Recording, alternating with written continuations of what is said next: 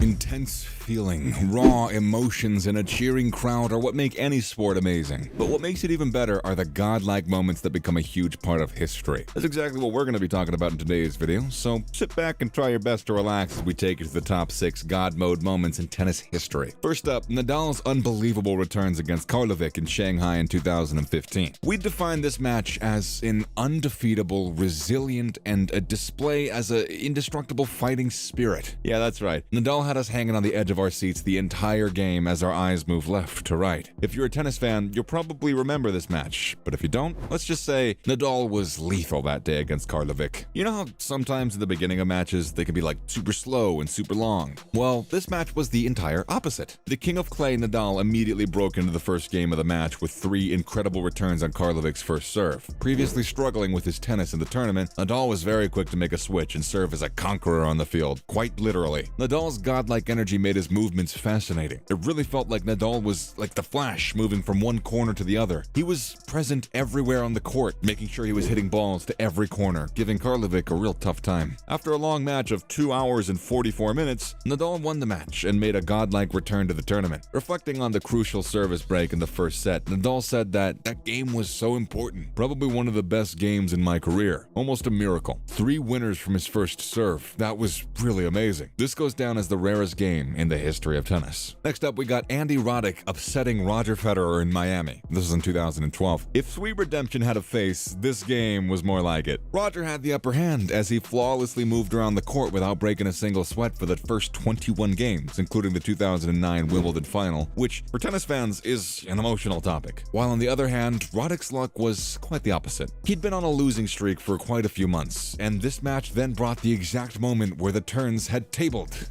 I'm just joking, you know, the tables have turned. Balls were thrown into each other's court. The prime time in tennis history where the two came face to face was finally here. Roddick appeared to be in classic form, attacking confidently with his forehand on returns, rocketing serves with speed and accuracy. This is it. He had finally switched on his God mode. In the first set, both players just traded their services. With no great surprise, the first set resulted in a tiebreak. The crowd must have been preparing themselves for the second set, but this, I bet you nobody could have actually prepared themselves for. The second set proved to be a total turn of events. Roger came to life and started returning Roddick's serves with ease, resulting in an easy win for Roger. It was the last set when Roddick finally gave what was considered to be one of the best sets he's ever played, according to his fans at least. He went into overdrive and he started playing high-risk tennis. He started playing aggressively, making the audience's heads turn swiftly and finally winning. He won the last set and went on to seal the match, hitting 3 consecutive booming first serves, bringing an end to Federer's 16-match winning streak. In the third round of the Miami Masters, sad day for Federer fans, we'd have to assume. And then we have when Murray defeats sluggish Federer in Shanghai 2012.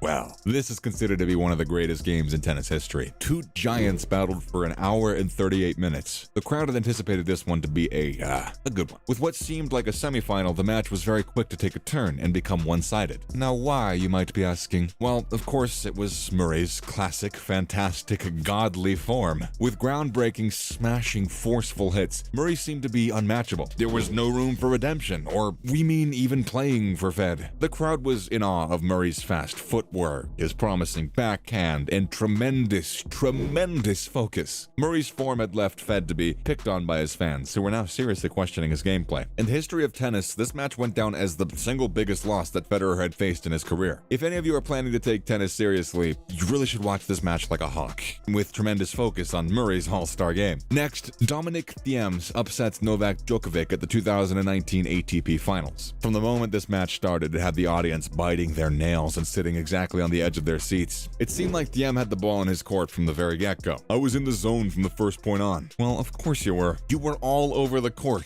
and we mean that in the best way possible. The first set alone was so amazing that it sets the pace for the entire match. Thiem's winning hits and built a lot of pressure on poor Djokovic, and fortunately though, he didn't cave in easily. Djokovic was in one of his best forms, and he tried to ensure that his hits were met with the same standard. However, things didn't pan out the way that he had planned. Oh well, that's just life. Even Djokovic couldn't help but point out that his opponent did an amazing job. What he did tonight was just out of the ordinary, in quotes. Thiem was full of energy, and he showed no mercy to his opponent, playing every swing with force at every chance that he had, finally scoring a win in one of the most amazing matches in history of tennis, becoming one of the first Austrians to qualify qualify for the semifinals of the Nitto ATP Finals. Up next, Djokovic beats Nadal to the Qatar title of 2016. A lot of people get their hair blowouts in the comfort of their homes, but this blowout happened inside, in a stadium. Djokovic and Nadal rivalry, it's not unheard of. Rather, it's unevenly spread. Enjoyable from the outside, but it's just messy as it gets on the inside. From the get-go, the two seem to be in a defensive mode, ready to tear each other apart on the court kind. The intensity vibrated towards the audience, who was in awe of the players' movements. Some mistakes were made on Djokovic's part, giving Nadal the upper hand, but that's alright, and that's okay, because Djokovic was quick to own up to his mistakes, and he was adamant about not repeating them. He had cornered Nadal into giving him the points he needed to win Qatar. It was shaky at first, since Djokovic's position gave Nadal the upper hand, who was, by the way, using the same sheer force and was quick on his feet to respond to his own winning hits, but Djokovic was not one to back down. The first game gave Djokovic the motivation he needed to switch on his, yeah, you guessed it right, his God mode. Unlike most players, Djokovic maintained a calm and composed demeanor, allowing him to build enough pressure to finally get the balls in the court. In the first 4 strokes, his ground strokes are said to be at least 8 kilometers per hour faster than in his previous matches. Now, if that's not like switching on God-tier behavior, we don't know what is. This was enough to push Nadal so far back that he still hasn't found a way to beat Djokovic. The rivalry continues as Djokovic fights to keep his dominance alive in the world of tennis. Then, Rafael Nadal beats Cressy Melbourne's summer set of 2022. From time to time, Nadal has proved one thing to his fans: consistency. That is, we believe, the key to his game. The summer of 2022 in Melbourne proved to be a showcase of Nadal's supremacy, winning the audience's hearts and leaving them to witness one of the greatest matches to go down in the history of tennis. Nadal proved that he was the main character of every film, and